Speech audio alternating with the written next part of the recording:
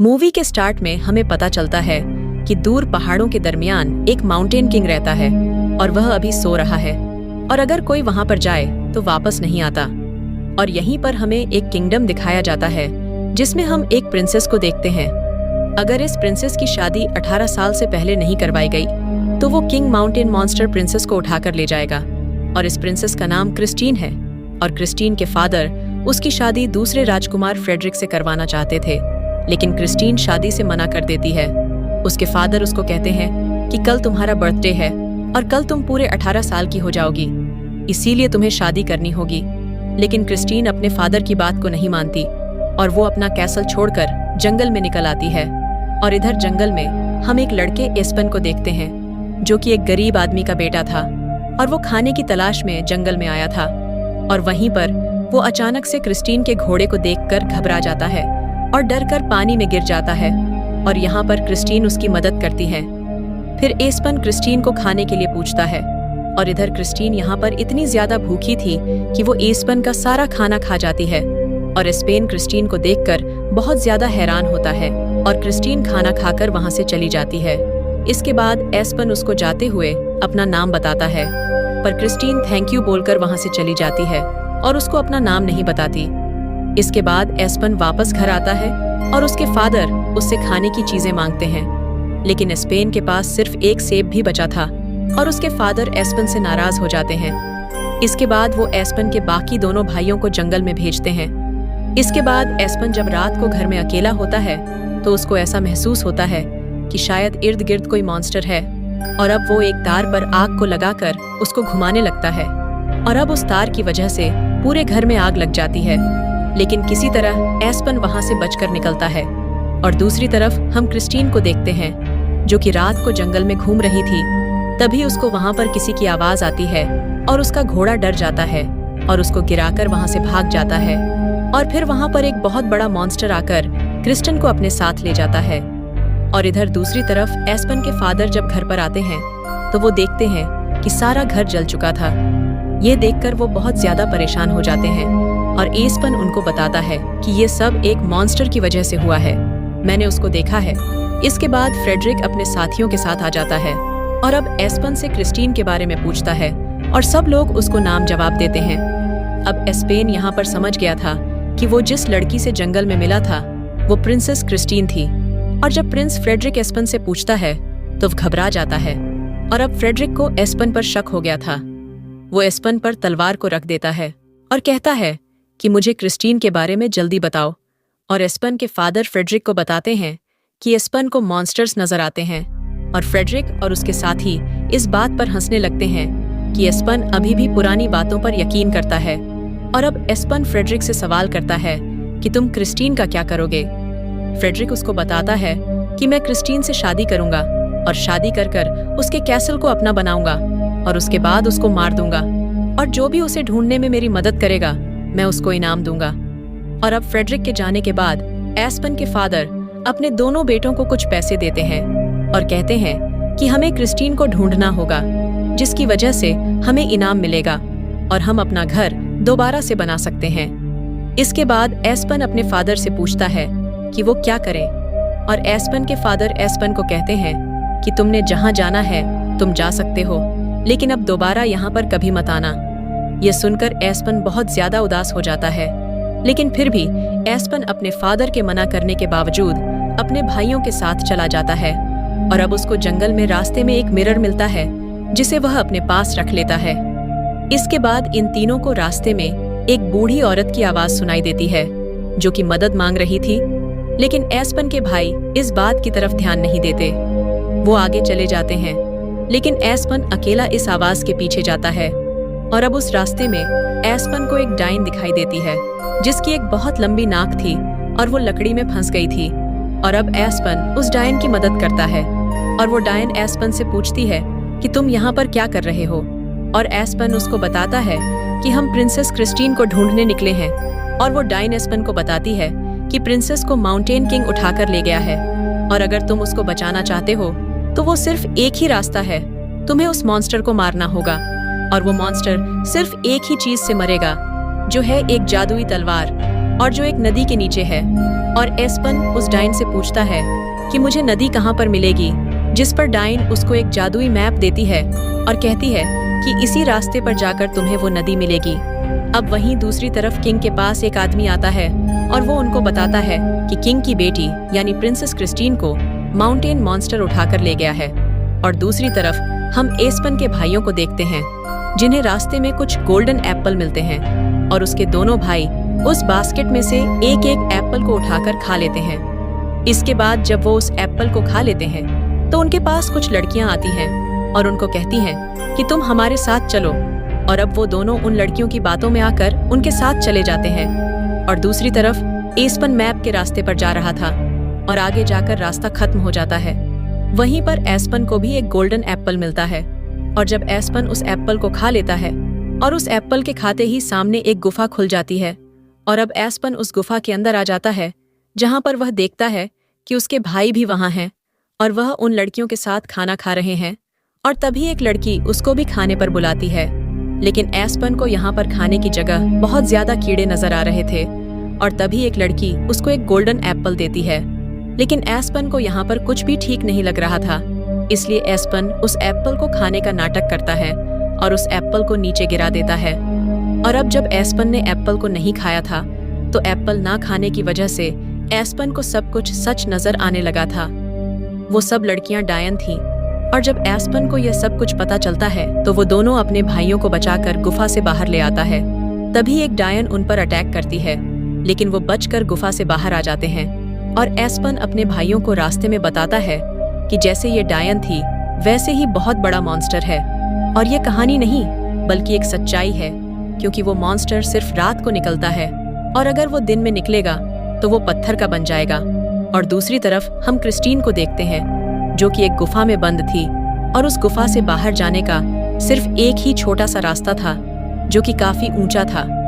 और अब उस गुफा में वो मॉन्स्टर एक होल से अपना हाथ निकालता है और क्रिस्टीन को कुछ खाने के लिए हड्डियां देता है, जिसे क्रिस्टीन खाने का बहाना करती है और उस मॉन्स्टर को कहती है कि ये बहुत ही मजे की हैं। और दूसरी तरफ एस्पन और उसके भाई मैप को फॉलो करते हुए एक होटल की तरफ आते हैं और उस होटल में फ्रेडरिक भी था। और अब वो उस होटल में पहुंच जाते हैं और इसके बाद एस्पन उस मैप से तलवार का रास्ता पूछता है और तभी एस्पन को फ्रेडरिक का एक साथी देख लेता है और फ्रेडरिक एस्पन के पास आकर क्रिस्टीन के बारे में पूछता है। और यहाँ पर फ्रेडरिक एस्पन से वो मैप मांगता है और एस्पन को कुछ पैसे भी देता है, जिस पर एस्पन का भाई उसको कहता है कि तुम फ्रेडरिक को वो मैप दे दो। लेकिन एस्पन फ्रेडरिक को मैप देने से इनकार कर देता है, जिस पर फ्रेडरिक को गुस्सा आता है और एस्पन टेबल पर पड़ा खाना फ्रेडरिक के मुंह पर मार देता है। और यहाँ पर इन दोनों के दरमियान बहुत ही लंबी फाइट स्टार्ट हो जाती है और तभी फ्रेडरिक का पांव एक आदमी के खाने पर पड़ जाता है और उस आदमी को इस बात पर बहुत गुस्सा आता है और वो फ्रेडरिक को दूर कहीं फेंक देता है। और इस बात का फायदा उठाकर एस्पन और उसके भाई उस होटल से भाग जाते हैं, लेकिन फ्रेडरिक और उसके साथी एस्पन और उसके भाइयों का पीछा करते हुए उनके पीछे आ जाते हैं। और एस्पन और उसके भाई अब एक खाई की तरफ आ जाते हैं जहां पर आगे जाने का भी कोई रास्ता नहीं था। और अब एस्पन और उसके दोनों भाई खाई में कूद जाते हैं। इसके बाद एस्पन का भाई उससे लड़ता है कि ये सब तुम्हारी वजह से हो रहा है और फ्रेडरिक हमारा दुश्मन बन चुका है। और अब इस बात पर एस्पन और उसके भाई का झगड़ा हो जाता है, लेकिन उसका दूसरा भाई उन दोनों को रोक लेता है। इसके बाद वो एस्पन से मैप लेकर आगे बढ़ते हैं और तभी रास्ते में एस्पन को एक भालू की खाल मिलती है। वो उसको अपने पास रखना चाहता था, लेकिन उसके भाई उसको मना कर देते हैं। और अब एस्पन और उसके दोनों भाई एक जगह पर पहुंचते हैं जहां पर बहुत ज्यादा फोक थी और कुछ भी नजर नहीं आ रहा था। एस्पन इस बात को नहीं सोचता और वह आगे बढ़ जाता है। और अब एस्पन और उसके दोनों भाई अलग हो जाते हैं और उसके दोनों भाई जैसे ही एस्पन से अलग होते हैं तो वहां पर फ्रेडरिक और उसके साथी उनको पकड़ लेते हैं और एस्पन के बारे में पूछते हैं, जिस पर एस्पन के दोनों भाई झूठ बोलते हैं कि एस्पन मर चुका है। वहीं दूसरी तरफ एस्पन को वो नदी मिल चुकी थी और अब वो उस नदी के अंदर जाकर उस तलवार को बाहर निकाल लाता है। और अब जब वो तलवार लेकर वापस आता है तो उसे रास्ते में उसके भाई मिलते हैं जिनको फ्रेडरिक ने पकड़ लिया था। और अब फ्रेडरिक के पास मैप भी आ चुका था। और अब एस्पन उसी भालू का खोल चढ़ाकर उनको डराने जाता है और इस बात से वहां पर सभी लोग डर भी जाते हैं। लेकिन भालू का खाल पहनने की वजह से एस्पन को कुछ भी नजर नहीं आ रहा था और अब इसकी वजह से वो नीचे गिर जाता है। और अब फ्रेडरिक को पता चल गया था कि यही एस्पन है और अब फ्रेडरिक एस्पन से उस माउंटेन किंग तक पहुंचने का रास्ता पूछता है, जिस पर एस्पन उसको कहता है कि तुम क्रिस्टीन को बचाकर क्या करोगे। और फ्रेडरिक उसको बताता है कि मैंने तुम्हें पहले ही बताया है कि मुझे सिर्फ क्रिस्टीन का कैसल चाहिए, इसके बाद मैं क्रिस्टीन को मार दूंगा। और फिर जब रात को वो लोग खाना खा रहे होते हैं तो वहां पर उन्हें एक आवाज सुनाई देती है, जिसकी वजह से फ्रेडरिक और उसके साथी वहां से भाग जाते हैं और एस्पन और उसके भाई भी वहां से भागने लगते हैं। और वहां पर किंग माउंटेन मॉन्स्टर आ गया था। वो फ्रेडरिक के एक साथी को खा जाता है और दूसरी तरफ एस्पन अपने भाइयों के साथ एक गुफा में छुप जाता है और किंग माउंटेन मॉन्स्टर फ्रेडरिक और एस्पन के भाई को लेकर अपनी गुफा में आ जाता है। और यहाँ पर आकर फ्रेडरिक बहुत ज्यादा डर जाता है और जब वो उस गुफा में प्रिंसेस क्रिस्टीन को देखता है तो वो उसको कहता है कि मैं तुम्हें यहाँ पर बचाने आया हूँ। और एस्पन का भाई क्रिस्टीन को सब कुछ बता देता है। वो क्रिस्टीन को बताता है कि फ्रेडरिक झूठ बोल रहा है, वो शादी के बाद तुम्हें मार देगा और वो तुम्हारे कैसल को चाहता है। और अब क्रिस्टीन ये सब कुछ जानकर फ्रेडरिक के सर पर एक हड्डी को मारकर उसको बेहोश कर देती है। और अब क्रिस्टीन उससे सवाल करती है कि तुम कौन हो, जिस पर वो बताता है कि मैं एस्पन का भाई हूँ। ये सुनकर क्रिस्टीन बहुत ज्यादा खुश हो जाती है और उससे पूछती है कि क्या एस्पन हमें यहाँ पर बचाने आएगा। एस्पन का भाई क्रिस्टीन से कहता है कि तुम बेफिक्र हो जाओ, हमें एस्पन यहाँ पर जरूर बचाने आएगा। और दूसरी तरफ हम एस्पन और उसके भाई को देखते हैं, जो कि एक कांच की बोतल में कुछ जुगनू को जमा करते हैं और उसे लाइट के तौर पर इस्तेमाल करते हैं। और फिर वो लोग किंग माउंटेन मॉन्स्टर की गुफा में आ गए थे और वो अब एक रास्ते को सिलेक्ट कर उसी रास्ते पर चल पड़ते हैं। और जब वो उस रास्ते पर चल रहे होते हैं तो एस्पन का पांव एक होल में फंस जाता है और उसी होल में वह अपनी तलवार से लटक जाता है और उसी होल के अंदर से उसे अपना भाई और क्रिस्टीन नजर आते हैं। इसके बाद एस्पन उन दोनों को एक रस्सी की मदद से ऊपर खींच लेता है और इसके बाद वो उन सब लोगों को बचा लेता है। और अब जब वो गुफा से बाहर आने वाले थे तो रास्ते में वही किंग माउंटेन मॉन्स्टर सो रहा था और अब वो सब लोग उसको जगहे बगैर उसकी पूंछ के ऊपर से गुजर कर बाहर आ जाते हैं। और अब फ्रेडरिक वहां पर घबरा जाता है और वह कूदते हुए उस मॉन्स्टर की दुम पर गिर जाता है, जिसकी वजह से वो माउंटेन मॉन्स्टर जाग जाता है।